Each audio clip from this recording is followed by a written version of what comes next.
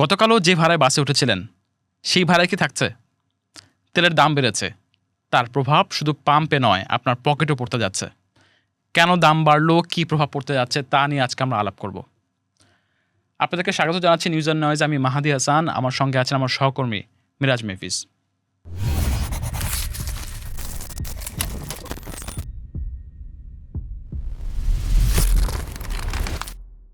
আপনাকে স্বাগতম। ধন্যবাদ মাহাদি।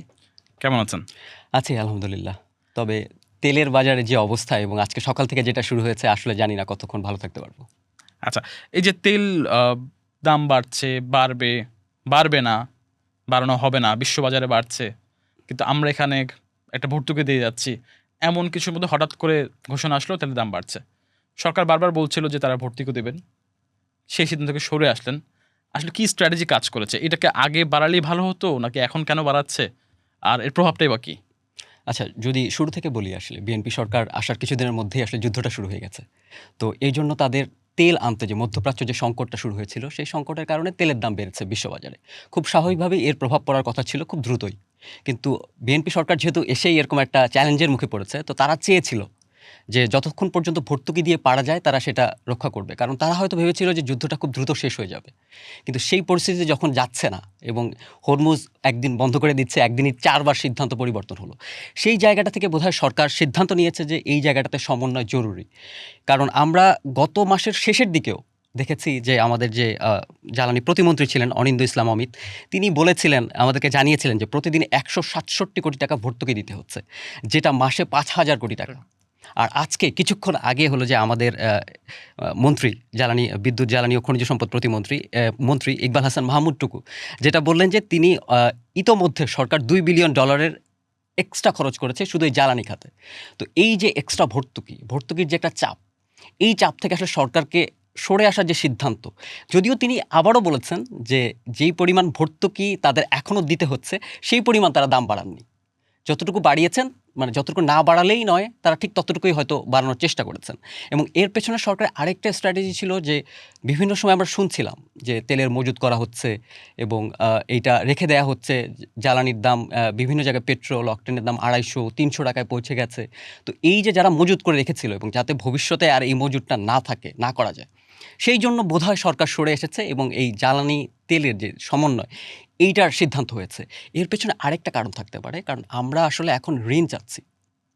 বিভিন্ন সংস্থার কাছে আমরা ঋণ চেয়েছি। আপনি দেখেছেন আইএমএফের কাছে আমরা গতকালকে যে বসন্তকালীন বৈঠকটা শেষ হলো, সেখানেও আইএমএফের কাছে ঋণ চাওয়া হয়েছে।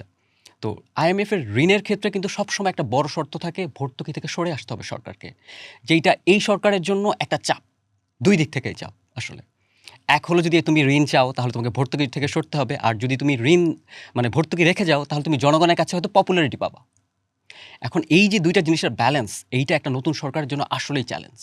এবং ওই চ্যালেঞ্জ আসলে কতটা মোকাবেলা করতে পারবে, বা এই যে তেলের দাম যেটা বৃদ্ধি করা হয়েছে গতকালকে, ডিজেলের দাম প্রায় ১৫%, পেট্রোলের দাম 16.38% এবং অকটেনে 16.67% যেই বৃদ্ধিটা করা হয়েছে। এবং এর ফলে ধরেন আমি যদি প্রত্যেকটা আলাদা করে ধরি, ১৫ টাকা, ১৯ টাকা এবং ২০ টাকার যেই বাড়ানো হলো এক ধাক্কায়, হ্যাঁ, এইটার ইম্প্যাক্ট আসলে সর্বত্র। আপনি যেটা বলছিলেন যে পপুলিস্ট সিদ্ধান্ত, জনপ্রিয় হওয়ার জন্য সিদ্ধান্ত, এবং আইএমএফ এর ঋণ, এইটার ব্যালেন্সের কথা বলছেন। এখন ধরেন আমরা ভর্তুকি দিচ্ছি, আবার তেলের দাম হয়তো বেড়েছে, তার মানে এর সাথে সম্পর্কিত সব ইন্ডাস্ট্রি, বিদ্যুৎ, সবকিছু দাম বাড়তে পারে, সেটাই স্বাভাবিক। এই ব্যালেন্সটা করে, এবং এটাকে ২ দিক থেকে চাপ হয়ে গেল না? একে তো আমি ভর্তুকি দিচ্ছি, সেখানে একটা অর্থনৈতিক চাপ পড়ছে, আবার একই সঙ্গে তো মূল্যস্ফীতি বাড়ার একটা সুযোগ দিচ্ছি, তাই না? মূল্যস্ফীতি ডেফিনেটলি বাড়বে আপনার। কারণ আপনি যখনই আমাদের ইকোনমিস্টদের বা আমি যখন এদের সঙ্গে কথা বলি, তারা বলেন যে যদি জ্বালানি তেলের দাম ৫% বাড়ে তাহলে ইনফ্লেশন বেড়ে যায় 0.1%। তো আমরা কিন্তু প্রায় ১৫-২০% দাম বাড়িয়েছি। সেই হিসাবে আপনি ইকুয়েশন এটা করতে পারেন, অ্যাটলিস্ট 0.40 or 0.5% ইনফ্লেশন অলরেডি আমরা ধরে নিয়েছি যে এটা আমাদের ইনক্রিজ হবেই। তো আপনি যেটা বলছিলেন যে আসলে জ্বালানি তেলের এই যে দাম বৃদ্ধি, এইটা আসলে সব জায়গায়। আপনি শুরুতে শুরু করেছিলেন যে আপনি যানবাহন দিয়ে শুরু করেছিলেন যে এটার পাবলিক ট্রান্সপোর্টের ভাড়া বাড়বে কিনা। আমি আজকে আমার উদাহরণ দিয়ে বলি। সকালবেলা আমাকে এখানে আসতে হয় একটা অ্যাপসের মাধ্যমে, এখানে রাইড শেয়ারিং অ্যাপসের মাধ্যমে এখানে আমার আসতে হয়। তো নর্মালি আমার যেটা ভাড়া ১৬০ থেকে ১৭০ টাকা, সেটা আজকে আমি দেখেছি অলরেডি ১৯০ থেকে ৮০, ৮৫ থেকে ৯০ টাকা হয়েছে।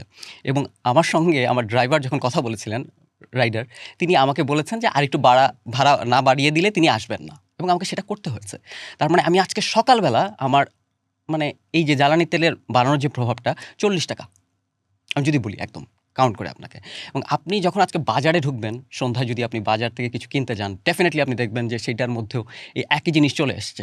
তো নিত্য প্রয়োজনীয় জিনিসের দাম যখন বাড়বে, সেটা definitely will hit the inflation. And inflation যখন বাড়বে, তখন আসলে কী বলবো, সেটা আপনার সব ক্ষেত্রে আসলে এটার প্রভাব, ইনফ্লেশন যেটা হয়, জ্বালানি তেলের দাম বাড়ানোটা হয় এবং এইটা যে প্রত্যেকটা জিনিসের মধ্যে ঘুরতে থাকে। হ্যাঁ, তো এই যে মানে আমাদের যে, আমরা যদি বলি যে আমাদের অর্থনৈতিক যে অভিঘাতটা এসছে এই হরমুজ বা যদি বলেন যে মধ্যপ্রাচ্য সংকটে, এইটা আসলে শেষ হবে কবে নাগাদ আমি জানি না। কারণ আমি যদি 2022-এর একটা উদাহরণ দিই আপনাকে, ইউক্রেন যুদ্ধের কথা যদি বলেন। হ্যাঁ, রাশিয়া ইউক্রেন যুদ্ধ যখন শুরু হয়েছিল 2022 সালে, তখন সরকার কিন্তু তেলের দাম বাড়িয়েছিল, আপনার যদি মনে থাকে। তখন এক ধাক্কায় 42% থেকে 50% পর্যন্ত তেলের দাম তখন আমার মনে পড়ে অকটেন ছিল 89 টাকা, সেখান থেকে তখন 130 টাকা ডিজেল চলে ছিল 80 টাকা, সেটা বাড়িয়ে করা হয়েছিল 114 টাকা, পেট্রোল ছিল 86 টাকা, সেটা বেড়ে হয় 130 টাকা, এবং অকটেন 90 টাকা যেটা ছিল সেটা হয়েছিল 135 টাকা। তো নর্মালি যেটা বেড়েছিল তখন আমরা দেখেছিলাম যে 42.5 থেকে 50%-এর মতো ইনক্রিজ করেছিল সব কিছু। তো তখন ইনফ্লেশনের কী হচ্ছিল? সে বছর ফেব্রুয়ারি থেকে যুদ্ধটা শুরু হয়েছিল, রাশিয়া ইউক্রেন 2022-এর ফেব্রুয়ারি থেকে। আমরা জানুয়ারির যদি ইনফ্লেশনটা দেখি বাংলাদেশের, তখন ছিল 5.86%। 5.86%। এইটা যখন অগাস্টে দাম বৃদ্ধি হলো, সেই মাসে যে পৌঁছে গেছে 9.52%, almost double inflation. You can, মানে আপনি এখান থেকে আপনি একটা ধারণা পেতে পারেন যে আপনি আসলে কোন দিকে যাচ্ছেন। এবং সেইটা আমরা দেখেছি 2024-এ আমাদের ইনফ্লেশন গিয়ে ঠেকেছিল 13 বছরের মধ্যে সর্বোচ্চ পর্যায়ে, যেটা ছিল 11.66%। এরপর কিছুটা কমছিল, যেটা গত মাসে আমরা দেখেছিলাম কিছুটা কমেছে। কিন্তু এখনকার এই সিদ্ধান্তটার ফলে, গতকাল সরকার যে সিদ্ধান্ত নিয়েছে, যেটা আজকে থেকে ইমপ্লিমেন্ট হয়েছে, এই জ্বালানি তেলের দাম বৃদ্ধি, এইটা আমাদের মানে সবশেষ আসলে ইনফ্লেশন ডেফিনেটলি। এই জায়গা থেকে ইকোনমিক অভিঘাত যেটা আপনি বলছিলেন, সেটা কমানো বা এই ইনফ্লেশন রেটটা স্লো করার কোনো ওয়ে কি আছে? কোনোভাবে ফিনান্সিয়ালি এটাকে ট্যাকল দেওয়া যায়? ইনফ্লেশনটা আসলে তো ধরেন বাংলাদেশ, আমাদের যেই প্রধান যেই ইয়েটা আছে, সেটা হলো যে বাংলাদেশ ব্যাংক আসলে কাজ করে ইনফ্লেশন নিয়ে, এবং তারা আসলে হয়তো দেখা যাবে যে এখন যেই মেজারমেন্টে আছে, যে একটা কস্ট কাট একটা ইয়ের মধ্যে দিয়ে যাচ্ছে, তো ওই জায়গাটায় যদি থাকে তাহলে সরকার হয়তো চেষ্টা করতে পারবে। কিন্তু এই তেলের যে ইয়েটা, কারণ আপনি যখন এই যে বলছেন যে সকালবেলা আপনার শুরু হয়েছে, সেটা আপনার রাতের বেলা ভাতের থালায় পৌঁছে যাবে আজকেই, আপনি আজকেই টের পাবেন। ঠিক আছে, এটা হয়তো সবজির দামে হয়তো 5 টাকা বাড়বে, কালকে হয়তো 7 টাকা বাড়বে। এবং আমাদের দেশের যদিও বলতে খুব খারাপ শোনায়, বাট আমাদের দেশের ব্যবসায়ীদের একটা ইয়ে আছে যে আমরা সুযোগের অপেক্ষায় থাকি, এবং এইটা আমরা আসলে ম্যাক্সিমাইজ করি মানে আমাদের যেটুকু পারি। বাজার টেন্ডেন্সিটা এরকম যে কোনো একটা ইস্যু পাইলে আমরা হয়তো আবার দামটা হ্যাঁ, বেড়ে যায় এবং সেইটা থেকে আবার ফিরে আসা যায় না। হ্যাঁ, ফিরে আসানো, মানে বাড়ানোটা যত দ্রুত বাড়ে, আপনি সবসময় দেখবেন যে এটা কমানোটা খুব খুব ডিফিকাল্ট হয় সরকারের জন্য। এবং সেই ক্ষেত্রে তখন হয়তো দেখা যাচ্ছে বাজার ম্যানেজমেন্টের দিকে যাবে সরকার, যে বলবে যেটা 5%ই বেড়েছে, সেটা তুমি 5%ই করো। কিন্তু সেইটা আসলে আগের সরকারকে আমরা দেখেছি যে ইনফ্লেশনের ক্ষেত্রে, দ্রব্যমূল্যের ক্ষেত্রে তারা তাদের জন্য কঠিন হয়েছিল, এবং সেটা 3 বছর 4 বছর, still now we are affecting it. তো আবার যখন সেইম একটা অভিঘাত, সেইটা কবে যে শেষ হবে উই নেভার নো। আম আমি একটু আগে একটা প্রেস কনফারেন্স দেখছিলাম, সেখানে আমাদের যে জ্বালানি মন্ত্রী ইকবাল হোসেন মাহমুদ চৌক, উনি বলছিলেন যে বিশ্ববাজারের তুলনায় এখন আমাদের দাম অনেক কম আছে। তার মানে এই দামটা কি আবার বাড়তে পারে? আমাদের এর আগে আমরা যখন আইএমএফের, বা এখনও যেটা চলমান আছে, আইএমএফের যে চলমান ঋণ কর্মসূচি, তাতে আমাদের একটা ইয়ে ছিল, যে শর্ত ছিল যে আমরা প্রতি মাসে জ্বালানির সমন্বয় করব, যেটা গত মাসে করা হয়নি বলে তারা আমাদেরকে তাদের একটা নেগেটিভ ইয়ে দিয়েছেন, অ্যাসেসমেন্ট দিয়েছেন।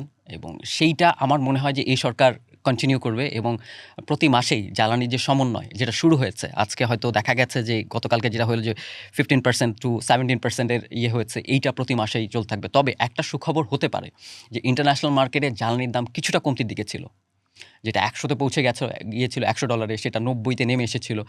এখন আজকে পর্যন্ত এইটা আবার ইনক্রিজিং স্লোলি। এখন এইটা যদি চলতে থাকে, যে আমরা যদি বাইরের থেকে তেলটা কম দামে আনতে পারি, আমাদের জ্বালানিটা, সেটা ডেফিনেটলি আমাদের এইখানেও সমন্বয় হবে, এবং এইটা হয়তো কিছুটা ইয়ে হবে। আর সরকারকে আরেকটা জায়গায় সিদ্ধান্ত নিতে হবে, সে কোন পর্যন্ত বা কতটুকু পর্যন্ত ভর্তুকিটা দেবে। এই জায়গাটায় যদি সরকার সিদ্ধান্ত নিতে পারে, এবং তাদের জায়গায় যদি তারা একটা স্ট্যান্ডার্ডস সেট করে নেন যে এর চেয়ে বেশি আমি দেবো না, কারণ এর চেয়ে বেশি দিলে আমার জনগণের জন্য ডিফিকাল্ট। কারণ ডেফিনেটলি তাদের ওই যে সিদ্ধান্ত তো রাখতে হবে, কারণ তারা মাত্রই ক্ষমতায় এসছে। ধরেন যখন হচ্ছে তেলের দাম যুদ্ধের আগে $95 ছিল পার ব্যারেল, হুম। ওটা যুদ্ধের পর 115 দিকে ঠেকলো, আবার ওটা 90-95 আসলো। হুম। তখনও কিন্তু আমাদের তেলের দাম কোনো সমন্বয় করা হয় নাই আমাদের এখানে। হুম। এখন আপনি বলছেন যে আবার করা হবে কি হবে না, কতটুকু ভর্তুকি দিবে। এই ভর্তুকিটা কি অর্থনৈতিক চাপটা বেশি ফেলে, নাকি যদি আমরা দামটা সমন্বয় করি সেই চাপটা বেশি ফেলে? মানে এখানে আসলে সরকার কোন স্ট্র্যাটেজি যেতে পারে বলে মনে হয় আপনার? সরকারের জন্য আসলে ২ টা চেক অ্যান্ড ব্যালেন্সে থাকতে হবে।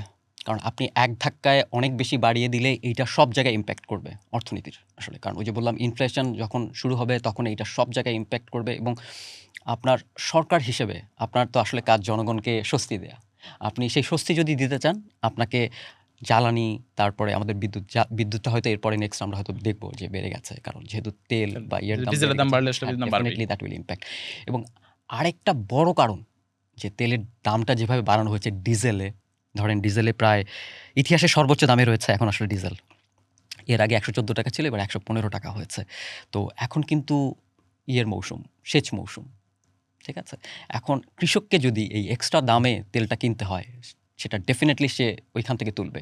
তার যেই ফসলটা হবে, ফসলের দাম বাড়বে। ফসলের দাম বাড়লে আপনার আমার সেটা কিনতে মানে কষ্ট হবে বা দাম আমাদের হাতের থালায় সেই দামের ডেফিনিটলি ওই যে বললাম যে আপনি সকালবেলা যেটা যানবাহন দিয়ে শুরু করেছেন, সেটা আপনার রাতে পৌঁছতে ভাতের থালায় পৌঁছে যাবে।